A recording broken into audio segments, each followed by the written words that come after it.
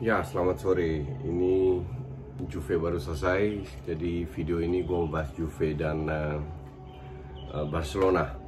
Oke, gue sudah lama nggak nonton Juve, tapi gue nonton 2 match terakhir di mana lawan Milan kalah kena comeback, dan tadi beruntung banget dapat 2 penalti. Walaupun itu menurut VAR sah penalti, tapi terlalu gampang lah. Penalti kedua memang cuman Muriel kayaknya kaget bolanya kena tangannya. Tapi penalti yang pertama, De Ruyne itu tangannya itu di badan, nggak wide. Cuman aturan VAR kayaknya zaman sekarang dikasih. Jadi bukan salah Juve atau apa, bukan wasit memberi keuntungan kepada Juve. Memang aturan emang sesuai aja kalau gue bilang sih. Tapi kita lihat di babak pertama, tahu ball possession berapa? 39-61. 61% itu untuk Atalanta, like it or not. Atalanta sebenarnya bermain very simple, karena mereka tahu tidak punya banyak pemain yang bisa skill individu kayak Juve. Jadi mereka bermain banyak passingnya jauh lebih banyak daripada Juve. Dan serangan itu di babak pertama banyak di sayap kiri. Kenapa? Mereka tahu Cuadrado ini kan penyerang. Oke. Ditaruh di bek kanan. Serangannya sih oke sebagai winger. Lumayan lah, nggak oke banget. Tapi defense-nya kan bisa dibilang buruk. Berkali-kali serangan itu dari sayap kiri di babak pertama ya. Kita bahas babak pertama dulu. Dufan Zapata sama Matthijs de Ligt itu dikantongin sampai menit 60-an diganti. Nggak bahaya lah. Tapi satu gol dari dia, pada saat dijaga sama de Ligt, dia passing ke Gomez. Karena jaraknya dekat, dalam sepak bola futsal diambil alih. De Ligt cover Gomez, Bentancur cover si Zapata, kepleset. Jebolah 1-0 dan layak 1-0 by the way. Mereka menguasai pertandingan dan Juve pada saat dapat bola terlalu banyak dribbling, gak jelas arahnya gimana, gak jelas. Kalau main kayak begini, kalau gue bilang ya, lawan Lyon belum tentu menang. Bahwa Juve berada di ranking 1 berarti mereka sudah kumpul dengan selisih sekarang 7 poin kalau nggak salah, atau berapa sama Lazio. Berarti mereka memang sebelum-sebelumnya sudah koleksi banyak poin, banyak menangnya lah. Oke, Lazio 3 match beruntun kalah. Kalau enggak, mereka sudah di rank 1 tuh. Terus ya, kalau lihat kualitas pemain yang ada di lapangan itu nggak banget juga. Jadi di babak pertama dengan short ballnya, short passingnya Atalanta, Juve nggak bisa menguasai, nggak ngepres, cuman bertahan aja. Dan Atalanta itu tidak memanfaatkan satu lapangan, tapi memanfaatkan area. Di tiap area itu pasti ada 3 orang. Jadi dengan gampang mereka melewatin. Kalau kita lihat di babak pertama, peluang-peluang yang juga lebih banyak Atalanta. Mungkin nggak lebih banyak ya, tapi peluangnya Juve pun nggak terlalu banyak. Dybala berapa kali oke, tapi berapa kali juga kehilangan bola. Terlalu banyak salah passing, sehingga tidak terlalu membahayakan gawangnya Golini, kipernya Atalanta. Dan Atalanta bermain cuma 2 pemain yang agak lama pegang bola, yaitu Gomez dan Ilicic. Yang lain bener-bener murni passing doang. Di situ Juve nggak ada jawaban. Nah, masuk babak kedua dari awal sudah ngegas. 20 menit pertama di babak kedua, Juve agak unggul. Setelah penalti, bisa dibilang setelah penalti ya mulai imbang lagi. Bahkan lebih membahayakan si Atalanta. pada saat Zapata masuk, Muriel menggantikan Zapata, mereka tampil lebih berbahaya dari sayap kiri. Nah, kalau lihat golnya Alexandro, aduh itu salah Alexandro. Bola dari Muriel ke yang cetak gol itu siapa namanya itu? Malinovskyi, itu jaraknya agak jauh.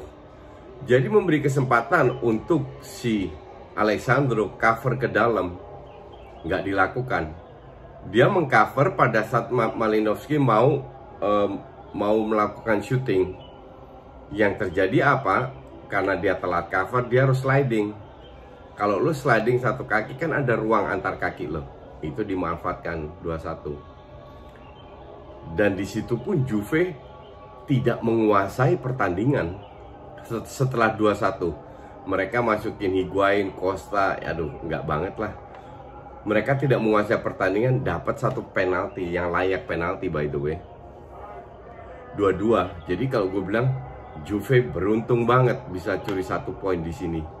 Karena untuk gue sangat tidak layak untuk menang. Kalau gue bandingkan dengan Juve waktu gue sering nonton 3-4 tahun lalu, Juve ini lihat, Danilo nggak layak, coret. Cuadrado pun coret, atau mungkin cadangan. Rabiot pelapis oke. Bentancur enggak. Matuidi masih oke. Bernardeschi enggak banget. Dybala oke. Ronaldo oke. Yang masuk Higuain enggak, gue bilang udah lewat masanya. Ramsey enggak. Jadi masih banyak yang harus dirombak oleh Juve kalau mereka mau bersaing di Champions League. Karena bermain kayak begini belum tentu menang lawan Lyon. That is the problem dengan Juve. Lu bisa kuasai Serie A, tapi ini masih banyak match, masih 6-7 match kalau nggak salah, atau 6 match. Dan Atalanta itu cuma selisih berapa poin ya? Bentar, gue cek dulu. Serie A. Beruntung Lazio kalah lagi tadi. Nih, Juve dan Lazio selisih 68 poin. Dengan Atalanta selisih 9 poin. 3 kali kalah ya, sebenarnya sih harusnya enggak ya. Tapi ini nggak akan jadi, sisa 6 match ini nggak akan jadi gampang buat Juve.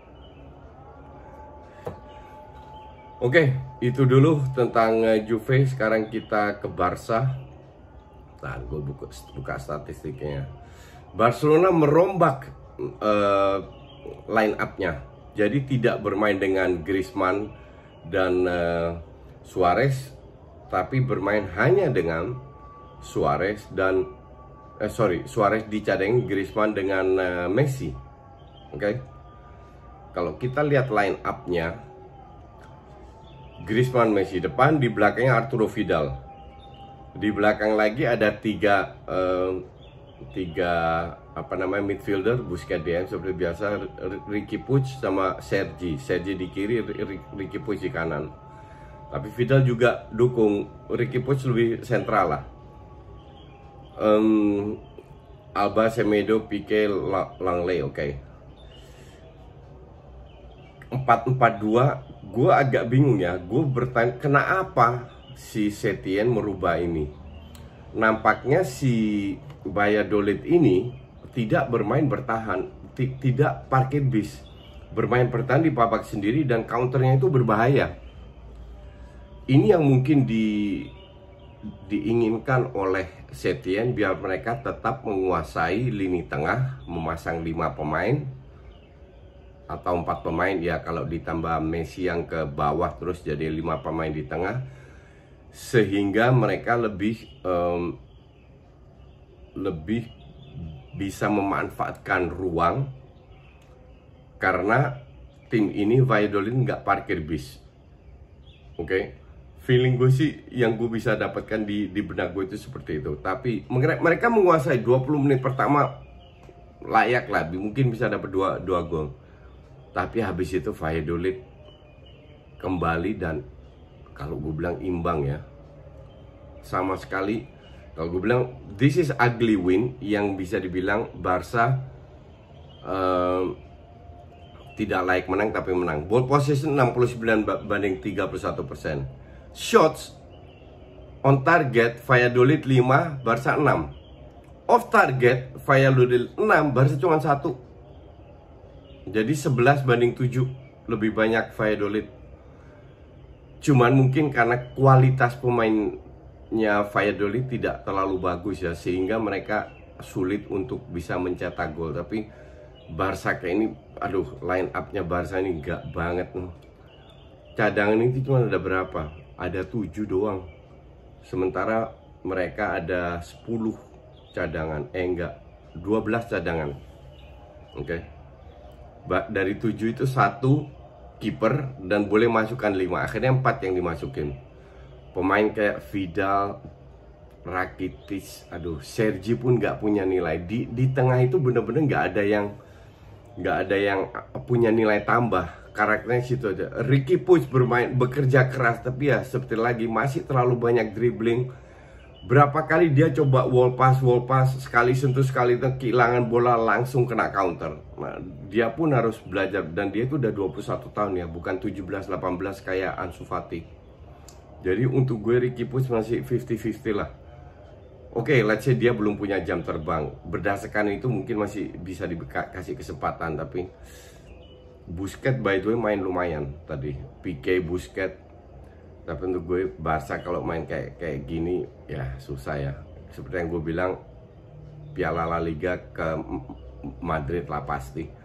Tinggal Champions League. Di Champions League ketemu Munchen main kayak gini pun selesai. Beruntung Munchennya lebih terbuka ya. Mungkin masih ada peluang di situ. Oke, itu dulu video kedua untuk hari ini. Thank you for watching.